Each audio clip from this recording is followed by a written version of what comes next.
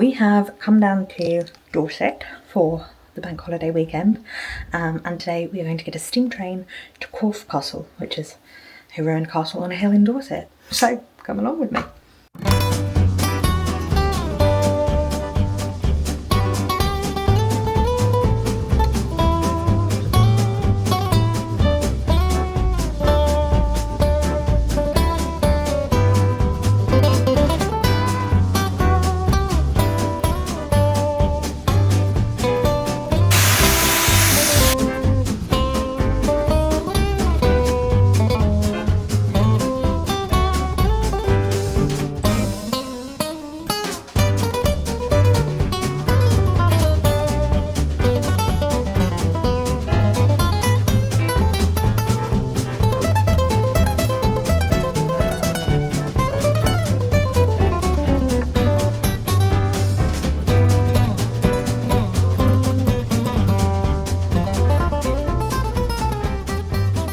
Hello. So everyone has gone for a swim in the sea, but I was too tired after a bad night's sleep and a long day. I thought I would take the opportunity, since I'm here on my own, to talk to you about what I have been reading. So on the train down, I was reading A Sunny Place for Shady People by Mariana Enriquez. This is the only thing I have to talk to you about, but I am about a third of the way through, which means I have read the first 3 stories in this collection. The first one was about a woman who can see ghosts and crime and culpability in Buenos Aires. The second one was about love and drug addiction and homelessness in Los Angeles, and an obsession with people who have died in tragic circumstances. And the third was about sexual assault and identity and faceless goblins. And they are creepy, but not quite as creepy as I wanted them to be. Mariana Enriquez writes horror, and I really loved Things We Lost in the Fire by her, which is the only other collection of hers that I have read. But I am not enjoying this one as much. Kind of not enjoying the writing or the translation.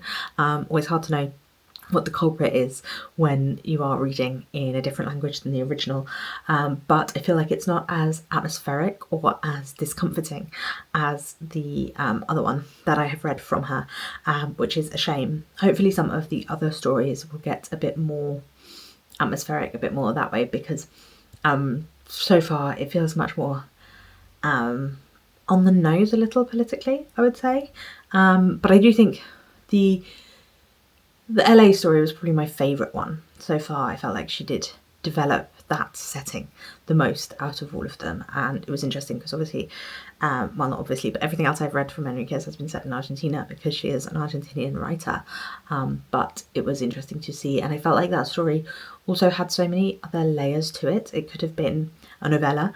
There was more it could have been extended to, which I think I would have enjoyed. But yeah, I'm hoping some of the other stories will be good. I also have my Kindle with me, and I'm so behind reading my NetGalley arcs. I think I have like a dozen of them to read. Some of them aren't out yet, but a lot of them are. So maybe I will also find the time to read some of them this weekend. I'm also knitting. Since we got here, I have knitted my first ever, what was that called?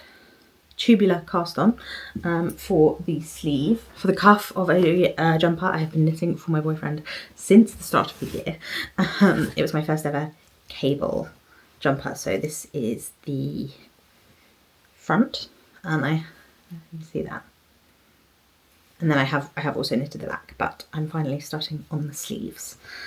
He's fairly aware of this, so it's fine for me to show you. But yeah, I think right now I might listen to something, podcast, audiobook, not sure, and get back into knitting the sleeve. I only brought with me the cables for the needles for the tubular cast on, so I had to buy some more needles for the rest of it in a charity shop, and they're not in the round, they're not circular needles, they're only flat, but I am knitting flat. It's just how many stitches there are needs it to be in the round to fit them on, but I'm starting and there's only 50 stitches before I start increasing, so I think it should be okay for now until I get back home and can get my circular needles. Yeah, so that's the plan for the rest of today. I am so tired. I just had a nap, but I'm rubbish at napping, so I was like in and out dozing for like an hour, and I feel worse than when I went upstairs, and I look worse. So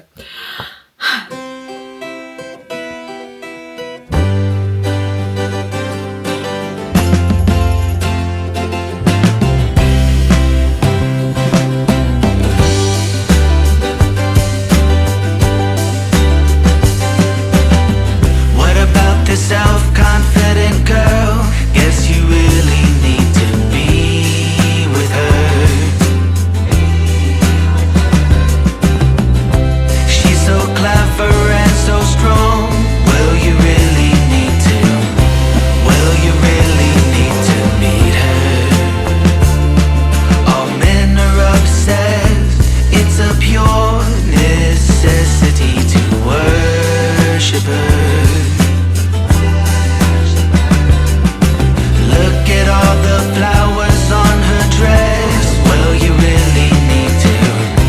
Will you really need to see her?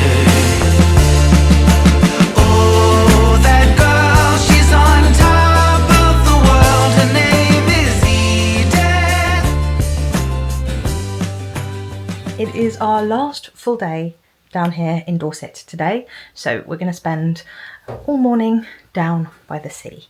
I won't take this camera with me because I don't think sea and sand will agree with it, but I'll take my phone, so that'll be the reason for the quality difference.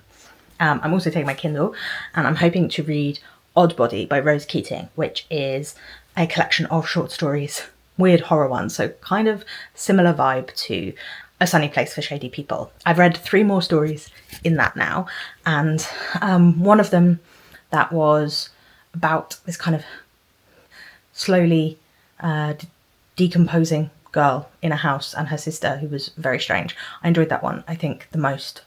And also one that was about a haunted house that had been used for torture during the Argentine dictatorship of the 70s.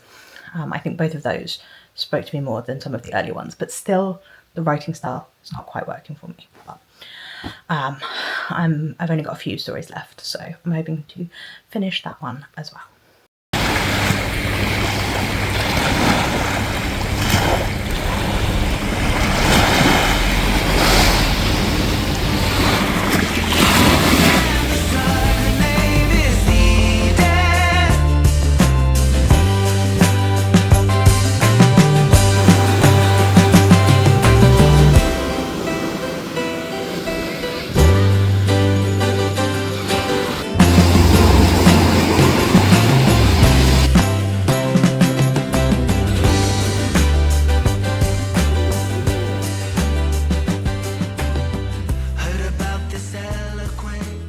So I read the first couple of stories in Oddbody, and it's okay, but I'm not really loving it so far. It's kind of got a sense of humour, kind of wry, kind of dark, slightly absurdist sense of humour, which I normally enjoy, but I feel like it's not pushing quite to the extent I want, and it's using like gross sex stuff, kind of abject, I think that's the word I want. In a way that I always find a bit childish, prurient, not that interesting, particularly. It's also quite like heavy-handed and obvious with the way that it's using like horror, body horror, as a metaphor for mental health issues and things like that. It's readable and the writing is fine, but so far I think it's not as interesting as it thinks it is, unfortunately. But maybe the thing about a collection of short stories is sometimes there's some that speak to you and others don't. So this is only the first 2 stories, one about a girl who has a ghost, and it's in this world where lots of people have ghosts. Seems to be people with mental health issues have ghosts. And then the other one was about a woman whose dad had turned into a worm, and he lives in her bath full of compost, and she had to like look after him as a worm. The "would you still love me if I was a worm" thing. But yeah, we'll see what I think of the rest of the stories. It's quite a short collection, so probably be finished with it fairly soon. I am back home now, and the weather is not as good as it was when we were down in Dorset. But I have finished both the books, both of my horror short story collections, and I thought I would talk to you about them. Mariana Enriquez, A Sunny Place for Shady People. I think this collection is not my favourite, or well, the only other one I've read from her is Things We Lost in the Fire, but I think I preferred that one to this one. In my memory, that one had more like creatures and body stuff, and this one is a little more like grounded in a way. There's still like, yeah, ghosts and kind of, it feels more similar to her novel, which was Our Share of Night. Some of these stories feel like similar to that. So there's kind of creepy small towns and cultish kind of behaviour, which is not my thing as much as the more ghosty weirdness. The last story in this collection was probably my favourite, which was called Black Eyes. That one I found really, really unsettling, and I really enjoyed it. So she definitely, obviously, is still a good writer, and I think I mentioned some of the earlier stories earlier on in this vlog that I liked, but this one didn't quite hook me as much as the other Things We Lost in the Fire, which really grew on me. So yeah, good, still worth a read.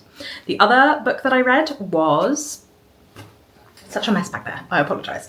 The other thing I read was Oddbody, which I think I've already talked to you about a little bit as well, and I have finished that now. And that was another one that grew on me. The stories got better for me as we went on, because whilst the critiques that I was talking about early on about it being kind of obvious, the points that were being made, and the ways it was discussing like gendered violence and wellness culture and mental health issues, and disconnects in relationships, they were all pretty obvious, but I enjoyed some of the imagery more later on. There was a story about like body modifications where this artist put bits of animals in the body, and like they could be redone over again, and I found that one very unsettling and difficult to read. And the one about wellness, that one was also quite interesting. So I thought they were quite fun and quirky, and I enjoyed them, but I don't think they've stuck with me that much, or that I really they're like, I don't know. I would definitely keep an eye out. I will definitely keep an eye out for these authors' next work and if they write a novel or not, but I'm not 100% like convinced that it was great. It reminded me of Roisin Lanigan's I Want to Go Home But I'm Already There, possibly because it's an Irish writer again, so it has a lot of the same like references and cadence in terms of the language, and that is also a horror story, but it's sort of this more like set modern day in the real world, and weird things are happening but they're never quite explained, or like it's not like this is a ghost, this is a vampire. It's like this weird creepy thing's happening and there's some weird body stuff going on, and it's a commentary on the world as it is. It's not for you if you want like slasher or like scary horror. It's just kind of unsettling, which is my preference generally speaking, but I think I could have been a little more unsettled. But thank you very much for watching me read spooky stories by the sea. I hope you have enjoyed this vlog. Please let me know your thoughts in the comments down below. If you are new here, my name's Roisin, and I will see you again very soon. Bye bye.